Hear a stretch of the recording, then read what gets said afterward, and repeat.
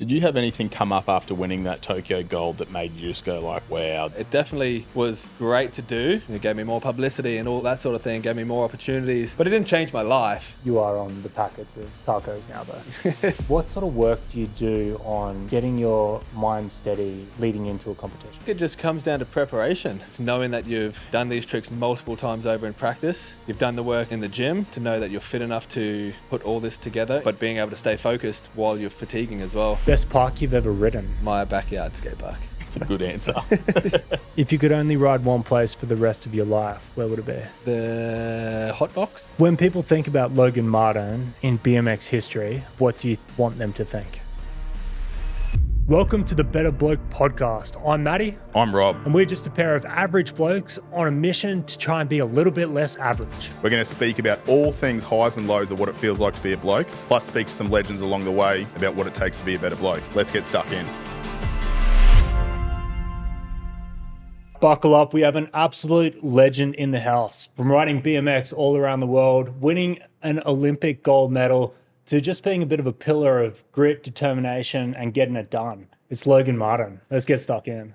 Yeah, thanks for having me on. I'm stoked to be here and have a chat. So good. Part of what we do here is we sort of get to know the man behind why you're famous, which is obviously the BMX and whatnot. How would you sort of describe your life off the bike? I'm a real family man off the bike, away from everything that I do. I spend lots of time with my family. I've got two young kids, so it takes up a lot of my time. Really, there's not too much that I do away from my sport or my family. It's usually those two things. So. Yeah, you can relate to that. A couple little young whippersnappers running around. Couple of little whippersnappers, yeah. It's definitely enough to keep you busy just that on its own. Yeah. So the fact that you find time to crush as many goals as you do in the BMX scene globally is probably a testament to you as a bloke. Yeah, I think when me and my wife spoke about having a family, starting to have some kids, we wanted to still make our lives work as well. She coaches gymnastics, so she wanted to still be able to do that and still chase her goals, and I wanted to do the same thing. So we've always just sort of made sure our lives somewhat remain the same as well, but also spending lots of time and obviously having time for the kids. They obviously became, the first priority, but we were able to still make it work where we had our own things to do as well. That's something that it's actually really special to hear you say that, because a lot of the time, as soon as kids come into the equation, it's not really something that couples think about. They just become parents. They don't really do the couples thing anymore, where I just got the feeling then you guys were like, that's us, we're couples, we're going to work the kids into us as a family unit more so than anything else. Yeah, and that's pretty much what we wanted to do, because we both enjoyed our lives. What we do. I enjoy riding my bike and stuff like that. My wife really enjoyed coaching gymnastics and doing that, and that we wanted to just make sure we still had that, and I think that's how we've made it work so good, is that we have our own thing away from the family as well. My wife especially. I think a lot of families, probably more so, the man goes out and works, and then there's a stay-at-home mum, and we were able to make it work where we're both working and both chasing our own goals and things like that. So it's pretty cool, and we it's difficult at times for sure. Especially when I travel.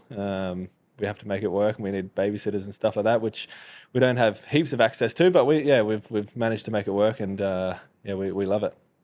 Not that being a professional athlete is an easy task, but it does probably give you a little bit more flexibility around sort of your time and your hours and stuff like that than dragging your ass into a 9 to 5 all the time. Do you think that's helped with actually being able to put more time into the family?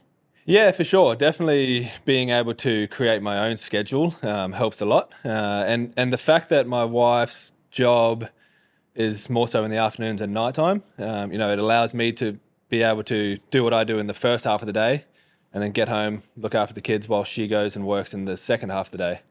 So it sort of works out really good that, she coaches gymnastics, and that's sort of an after school thing, but then, being able to, make my own schedule, and if if something pops up, I can I don't have to show up for work, but it's not necessarily like I like to just have a day off. But, I'm definitely more flexible than a lot of other people, I think, yeah.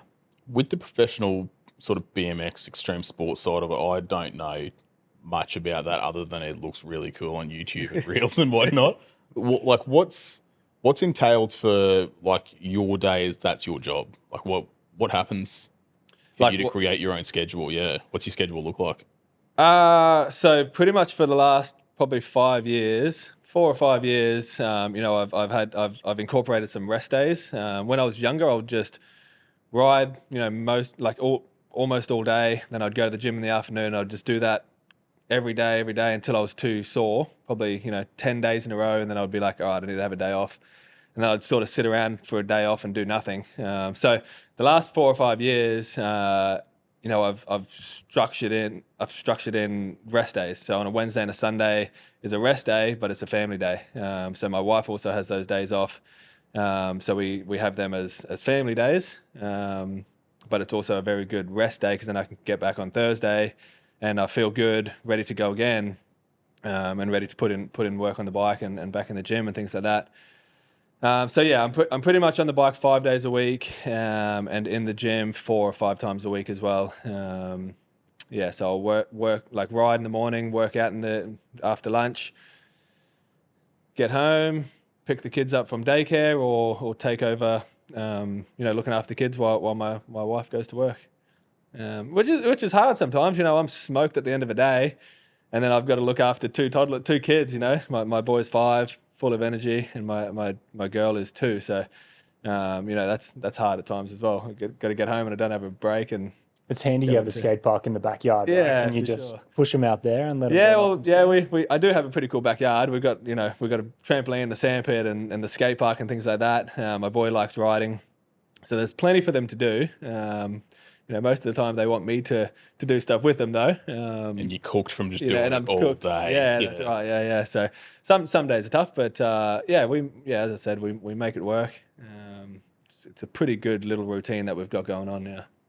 You've been a professional rider for well over 10 years now. Yeah, it's 2013, so a bit over 11 years. Yeah, and I remember in the early days, like obviously BMX has changed a lot in that time. But it was, people were treating it less as being athletes and being sport, but you kind of always did. Would you say that you've treated it differently to maybe how other people did back a decade ago, and you've carried that through? Yeah, for sure. I think I was one of the first guys to really think about how to make it a professional, like how to be a professional in the sport. Eat healthy, work out, be fit and be strong. When I first started competing, I was like, all right, how can I get that upper advantage, I guess? What can I do that other people aren't doing? And over the years, people started seeing like I was winning and things like that, and like, oh, what's he doing? How can they improve? And they started working out and started eating properly, and probably started structuring their days more, just like I was doing.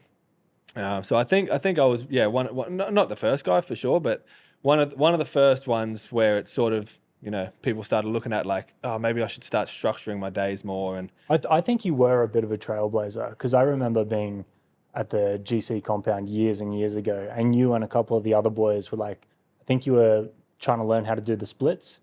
Yeah. So you're practicing your flexibility. Yeah. And back then, like, riders didn't even think of themselves as athletes. Yeah, right? That's right. Yeah. They'd just go and see what they could send. Yeah. You were definitely one of the first professional athletes I saw taking it seriously as an actual athlete. And that's just when I started competing. Like that's what I started getting sponsors, and it became my job. And I'm like, all right, well now it's my job. How can I put all my energy and effort into doing well in this sport? So it is pretty cool to sort of be one of those early guys to take it the way I did. Yeah. Did you find that back then, before everyone else was doing this, we had a bit of a chat with Geordie, the fight dietitian, a couple of months ago, and he said that once you get to that upper echelon of competition, it becomes the systems are the only things that make the difference between winning and losing competition. Yeah. So you've obviously had those systems in place for a lot longer than some of these other guys. Is that what separated you back then compared to now, where because you've been doing them so much longer, that's what's kept you at that top peak of the position? Yeah, I think so. Having more time in the game and more time in that type of structure probably does help out. More so now because everyone's doing it. It is now a professional sport, and especially since it became an Olympic sport, a lot of people have been treating it more so like a professional sport. It's more so about the 1%ers that you're doing every day.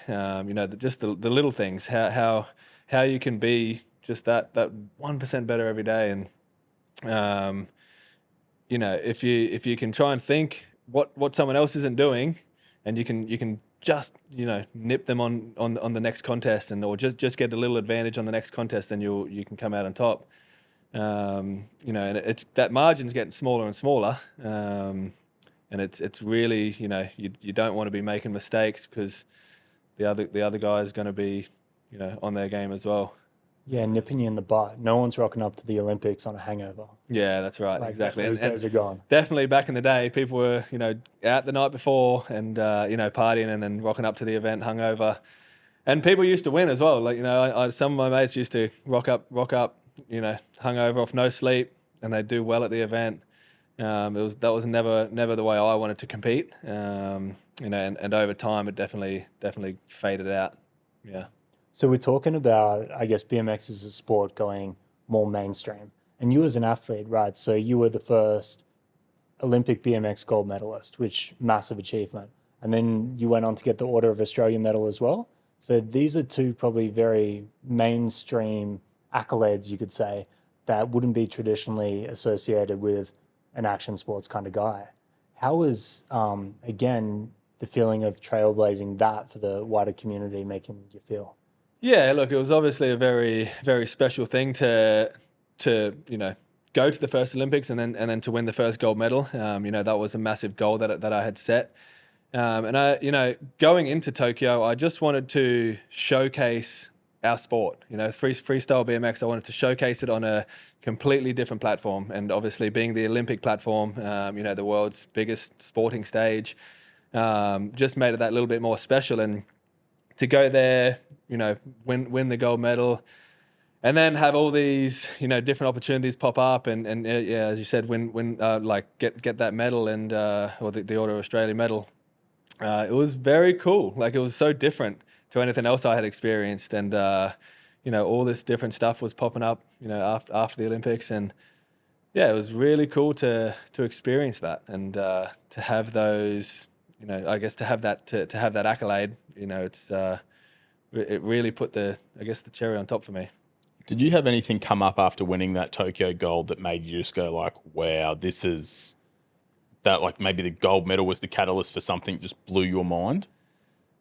Look, not necessarily. Like a lot, like I've been asked, like, did it change your life? And a lot of people have been asked that after they won a gold medal at the Olympics, and it didn't necessarily change my life. It definitely was great to do. Great to win. It it advanced a lot of things in my life. Gave me more publicity and all that sort of thing. Gave me more opportunities, but it didn't change my life. It was, as I said, it was super amazing, super special. It made me more content in my life, but it didn't necessarily change my life, I don't think. You are on the packets of tacos now, though. Yeah, look, as I said, it created a lot of good opportunities. I got to work with some pretty cool companies, like Old El Paso. I was on a taco box for the last 6 months or so. I was on a TV ad for Old El Paso.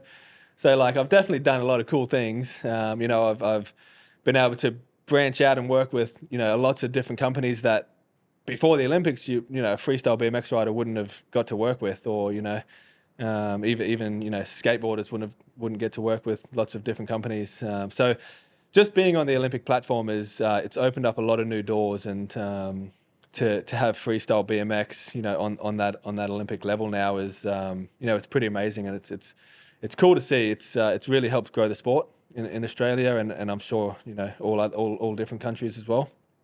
It's really awesome.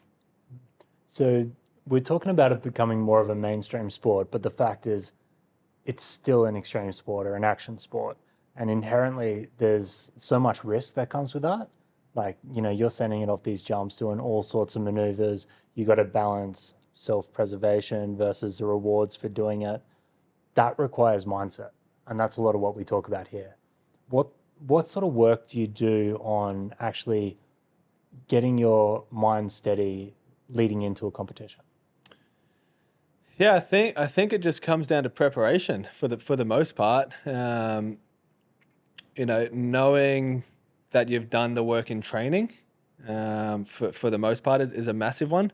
Knowing that you know how to do the tricks, and it's just essentially putting the tricks you know how to do together in a 60-second run. That's what my competitions are, 60-second run, and it's just putting those tricks together in that time,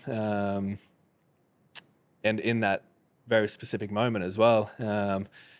But it's being prepared for that. It's knowing that you've done these tricks multiple times over in practice.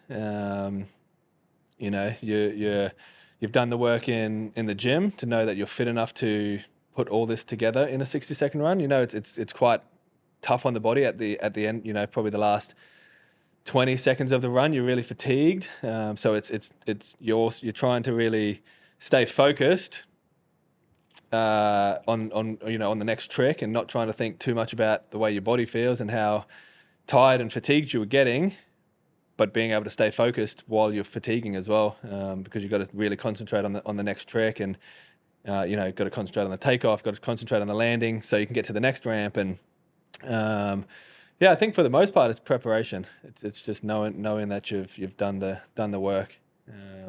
How much comes into like muscle memory because you've done all that work, or is it just it's the repetition throughout the lead up that actually does it, or once you're in there, do you know what you're doing? No, like a lot of it is muscle memory. Yeah. Especially when you're very fatigued, you're just trying to remember that you know what to do. You start taking off, and then muscle memory comes into play for sure.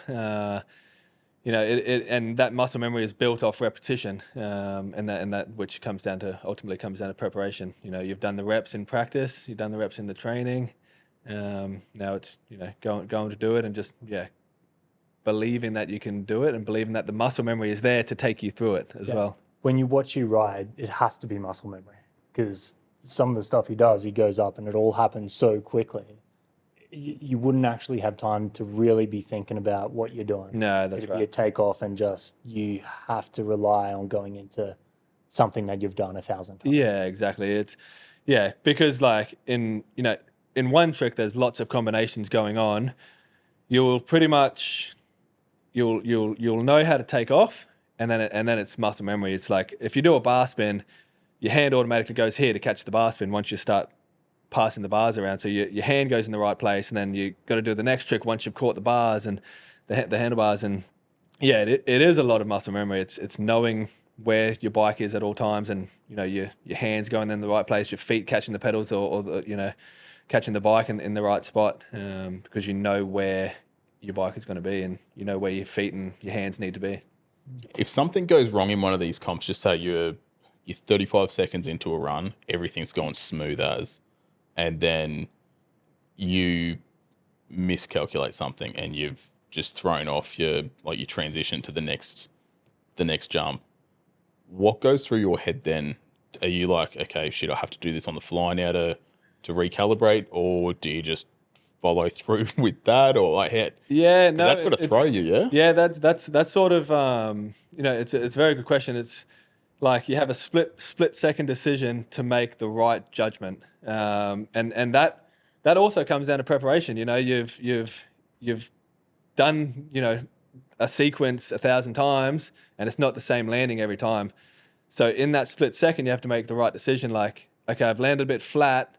I don't have enough speed for the next trick, but what can I do with the less speed on that next ramp, because I don't have enough speed? So it's making that right decision in that split second, and a lot of guys don't have that, but some of the top guys do, and it's just something they have in their built in them, I think. You know, I don't know if that can be taught or if it's just like an instinctual an instinct thing. Yeah. Also be appetite for risk too, because maybe if it's your last run, you don't get another shot. Maybe you don't have enough speed, but maybe this is your only shot. That's right. Yeah, You yeah. gotta figure out, are we sending this or are we not? Exactly. And that's the like the hard thing you have to, you know, think about in that split second is like 1,000 thoughts going through your mind. Like, if I don't do this, I might not win. But if I do this, I'm probably going to crash. What can I do in exchange to get the run going again? And then maybe pick it up towards the back end, or, you know, it's a really crazy, you know, moment if something does go wrong. Like, okay, how can I fix this? You know, some guys have that in them. So that's mistakes inside the confines of a run. But obviously in action sports, not everything's always going to go all your way all the time. Sometimes an event itself isn't going to go your way. You're not going to get your win. You might crash out, or you got to deal with injury too. And that can be a bit of a burden taking you out of action for a while. Has there been times like that have been kind of more difficult to deal with than others? Yeah, definitely in the past. You know, if a result hasn't gone my way, you know, I try and reflect back on, you know, what went wrong, how could I have done better, and just try not to. I try not to dwell on things for too long. You know, there's nothing you can change, but you can try and learn from it and move past it. But yeah, definitely there has been times where I've been bummed on a result. You know, injuries are a little bit different. There's, you know, same thing though. You want to try and reflect back on what went wrong, how to fix it, and yeah, when I am injured, I try to, you know, I do everything every day to try and get me back on the bike as quick as I can. You know, listen to the physios and things like that, rest and just do the things that require me to get healthier quicker. But that doesn't come without, you know, having taking a bit of a toll on your mental space, I suppose. You know, sometimes you'll be injured and you miss an event, and I got injured in 2018. I actually got injured 2 times in 2018, where I missed, you know, an event at the start of the year, an event at the end of the year. The event at the end of the year was a world championship, and it was the second time. So the first time I won the world championship, the first ever world championship. So 2018, of course, I wanted to go there and try and back it up. But I got injured two weeks before the event, so I wasn't able to go there. So, you know, I had to sit out of that event, and I was super bummed. You know, I didn't really want to watch the event. I just was like, you know, I was just like, why did this happen? You know, what could I have done better? But, you know, I sort of got into that mode of like, you know, don't dwell on it for too long, because it's not going to help anything move forward. It's so easy for us to say that, but to actually action it when you're in that spot. It is a hard thing. Yeah, it is a very hard thing, especially when you can't even, you know, I had a busted up ankle, so I couldn't go to the gym, or I couldn't even walk around and things like that. So it's a hard thing to deal with. But I think you just have to try and get through it day by day. You know, I had to sit out of that event, watch someone else win that event that I wanted to win so bad. You know, to not even be able to be there to try and win it was just, you know, pretty crap to have to sit through. But then, you know, the event comes and goes, and, you know, then I'm back to dealing with my injury, and, you know, the event's behind us now, so it's trying to get back on my bike, and you know, how can I get back on my bike so I can get ready for the next season, you know? So it's taking it day by day. I don't know. You know, like, it's hard to, you know, that was 6 years ago. It's hard to know how quickly my mentality turned around. But, you know, I think once the event was done, I was able to just focus on recovery and trying to move forward. To go through all that sort of stuff, like, that's obviously taken its toll on you back then. You must have a genuine love for BMX to be able to just continue to push through and just do the hard stuff, because none of it's easy, is it? No, it's not. I think you know, you have to have discipline for sure. I think you have to have discipline in many aspects of your life if you want to achieve anything. And I think I've always been very disciplined from the very start. I would always show up to the session whether I had someone to ride with or not, whether I felt like it or not. I would, if it was a riding day, I would show up, and I wouldn't just show up and just sort of, cruise around. I'd show up and do the work. If I didn't feel like going to the gym, I would show up and I'd still do the work. You have to have discipline. You're not going to be motivated to do it every day, even if it is fun. I really enjoy what I do, but some days you sort of just wake up like, I could have today off, but you got to find that discipline, and discipline is a massive thing to be able to achieve anything, I believe. Yeah. You found it young, but if we take it back to before pro BMX rider Logan Martin, what were you doing throughout, I guess, early teens, mid-teens, before it was your job?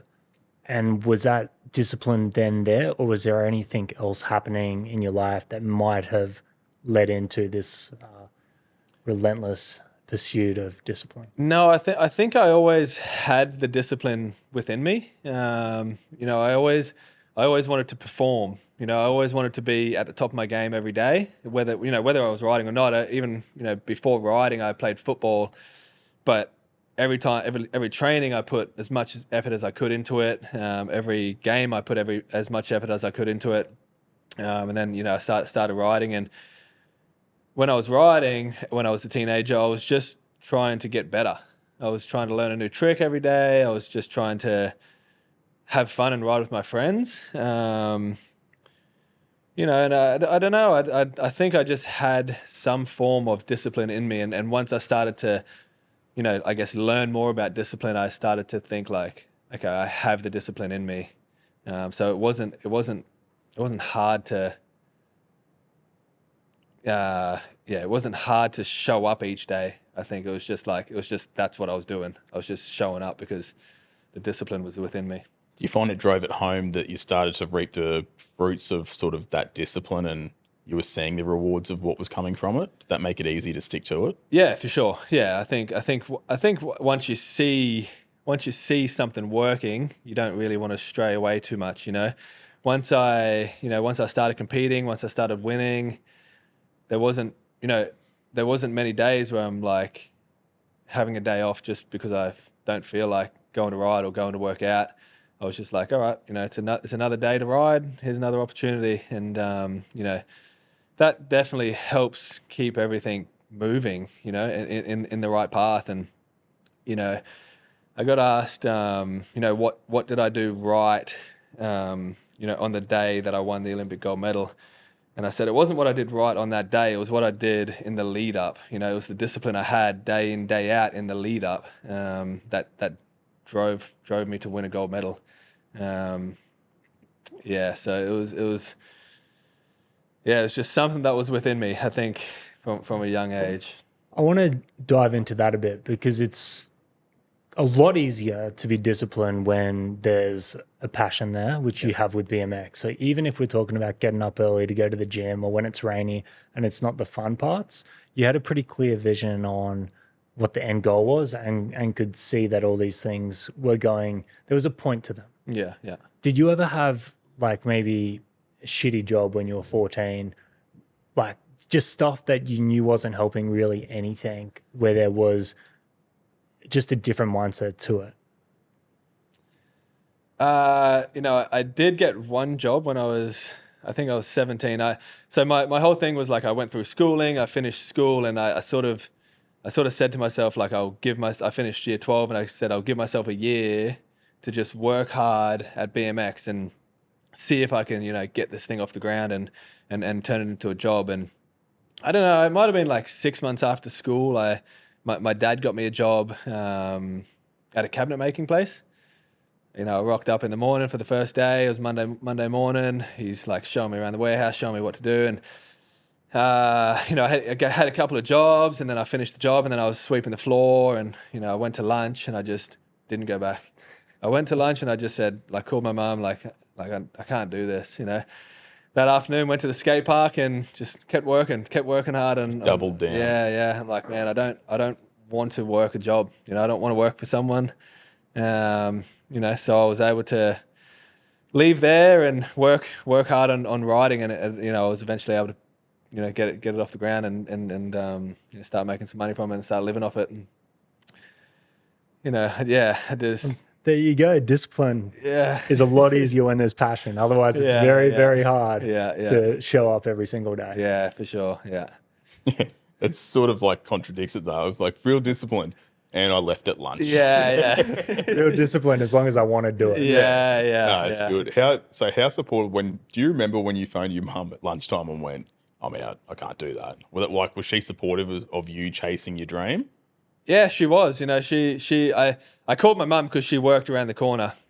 You know, I felt bad for my dad because it was He just set you up. He just set me up with this job. My dad. You know, I never even called back into this cabinet making place, said thanks for the opportunity or nothing like that. You know, so I felt bad in that aspect. You know, probably still bad to this day that I haven't, you know, tried to apologize or whatever it was. But yeah, literally just left. And you know, yeah, my parents were supportive of that. Do you reckon they watched you win gold and like, that guy? Oh man, like they just remember. Look, maybe I don't know if I stuck around long enough for them to remember my face. You know, I wasn't in there and out for that long. quick. Yeah, literally a few hours. But yeah, that's just the way that went down. I you know, didn't want to work a normal job. I think, you know, I think if I didn't have a passion for BMX, I probably would have went into doing a trade. You know, I would have been able to find that discipline within me to finish a trade, and you know, I probably would have ended up you know, creating my own company off the back of a trade or something like that. That was just my, you know, my mentality over time. I've always been able to adapt and, you know, create something for myself, which is what I did with the sport. But you know, I was becoming a pretty good BMX rider, so I you know, I didn't want to work for someone taking up time away from riding my bike. You had enough of a sniff there to realise like, I can actually make something of this. Yeah, fully went for it. Yeah, it's good. So yeah, I just did that. Had no backup plan. You know, just went for it. Cool. So you were young enough that you were able to take a chance, and the risk wasn't that big. And it paid off. Yeah, for sure. Yeah, and it paid off. That's right. I was still living at home. I was, you know, I was still trying to find my way in this world, I suppose. You know, I was able to not work for a little bit and try and get it going. You know, at that time, the Gold Coast, and it still is, like quite a hub of some of the best riders in the world. So were you kind of surrounded by people where you could see that there were other guys doing the same thing, and it gave you more faith in it being a possibility? Yeah, it did for sure. And you know, I've spoke about this quite a bit, and it's you know, I had a good mate when I was younger, Kyle Baldock.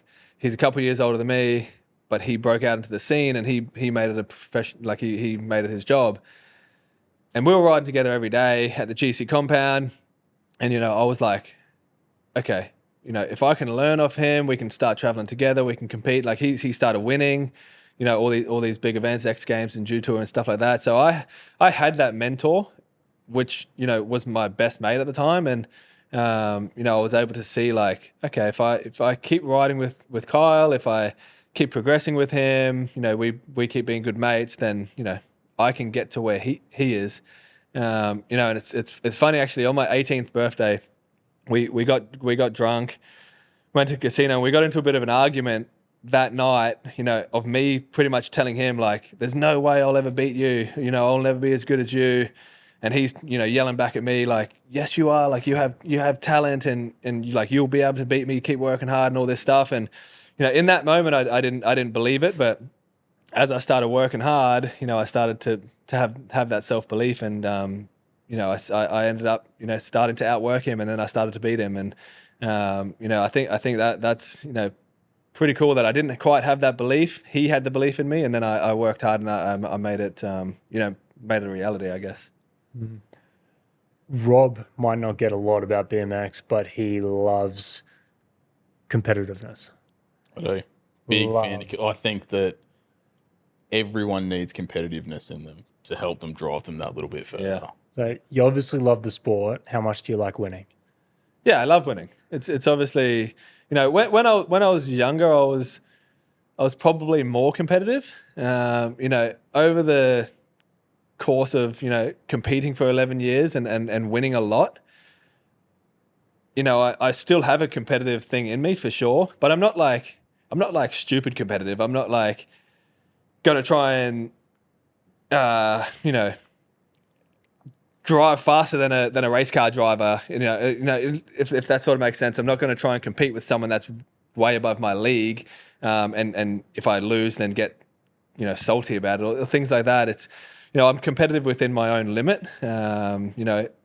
If I'm in the gym and, there's someone of a similar stature, I'll try and keep up with them in the gym and things like that. But if there's a massive dude, I'm not going to try and bench the same amount as him and have, I don't have that sort of competitiveness within me. your limits. Within my limits, I think. Do you reckon you love winning or you hate losing? Like, what's your...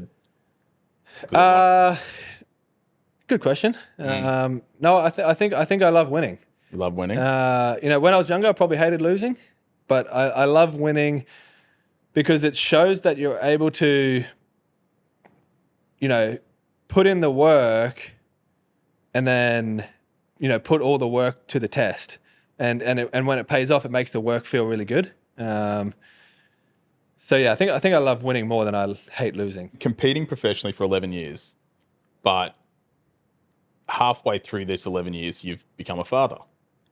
Did you find that your ability to take risk in competition changed the second that you became a father, or no? No, it didn't. No, it didn't. One of my mates is a little bit older. Tim Wood. He was a ex professional BMX rider, rode vert, but was like one of the older guys. Like I didn't ride with him and stuff like that, but he was a pro, and he said sort of around the time that I had my son, he's like when he had his first kid, that's when he started to retire because he didn't want to take the risk anymore. I was a lot younger than him when I had my son, but even to now, I'm like, I still don't have that thought in my head, like, oh, I don't want to take much risk because of my family or something like that.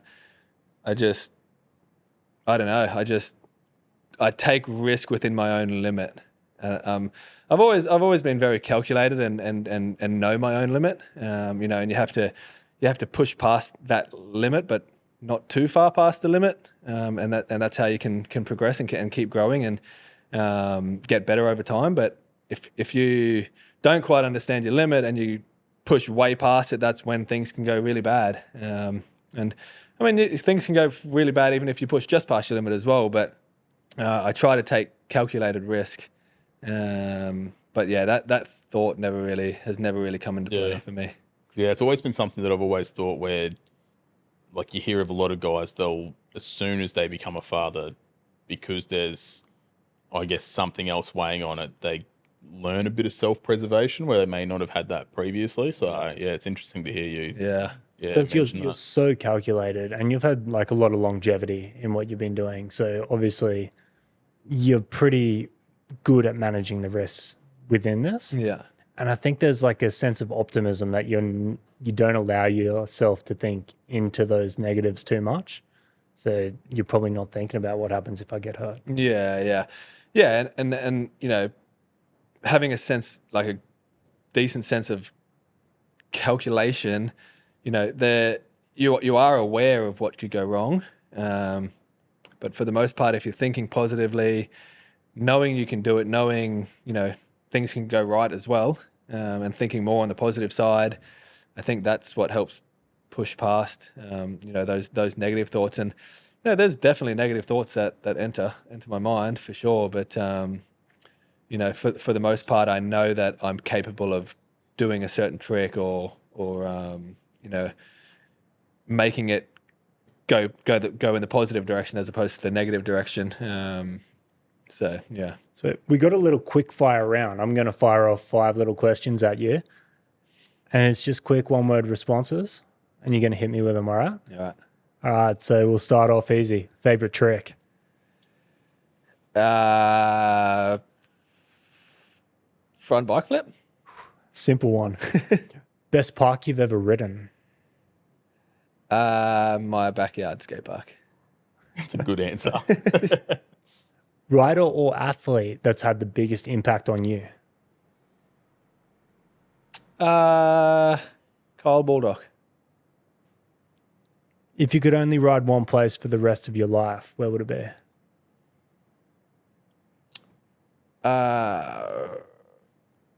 The hot box.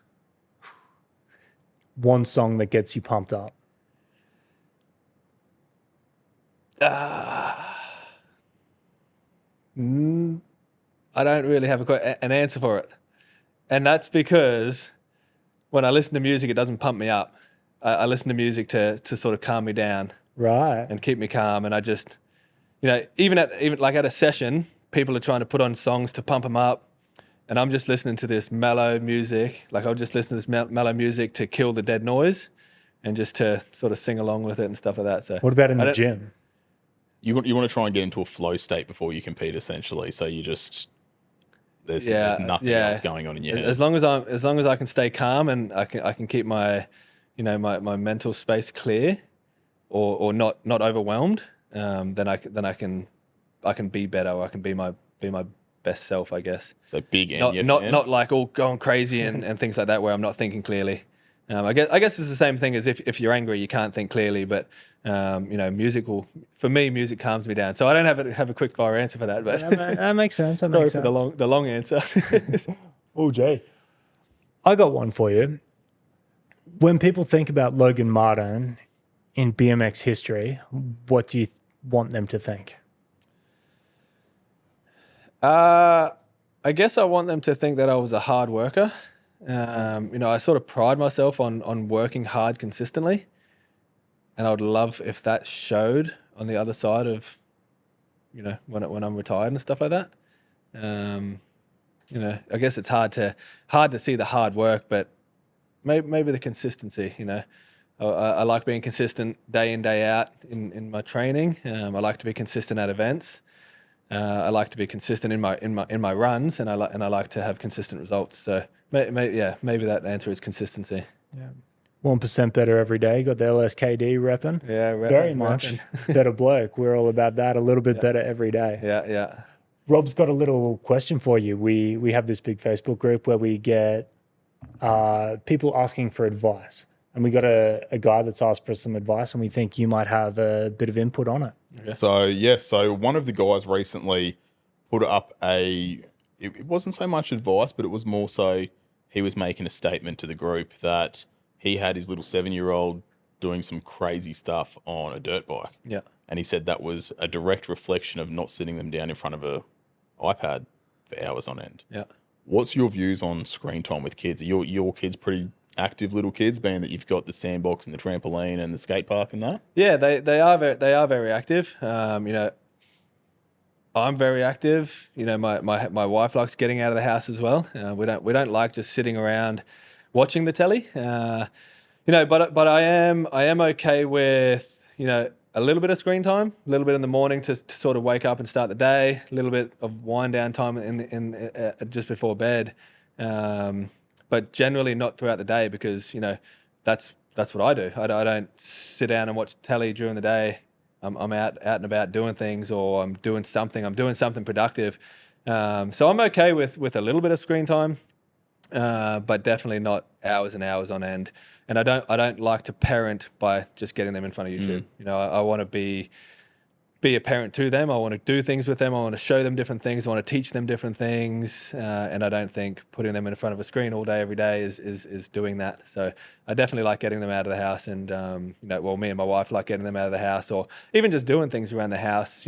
My son, on most days says, let's do a chore, Dad. Like, what chores can we do today? And things like that. And that's not to, take the workload off me or anything. It's just teaching them about different things and, so that they know how to do things when they grow up. And yeah, I think screen time's becoming one of those things where kids need to be exposed to it, because it's such a common thing now that they do need a little bit of exposure.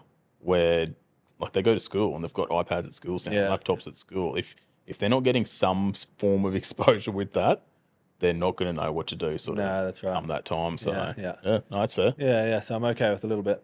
Yeah, a little bit here and there. No, it's awesome. good. Yeah. Well, thanks so much for coming in.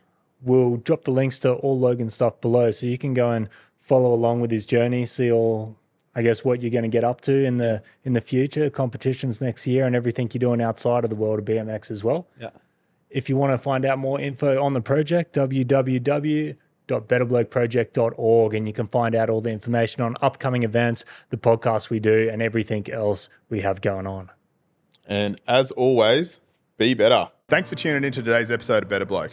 If you got anything out of it, show some love by dropping a 5-star review below. If you want to learn more about everything we're doing, head to the description, hit the links, and follow us on the socials.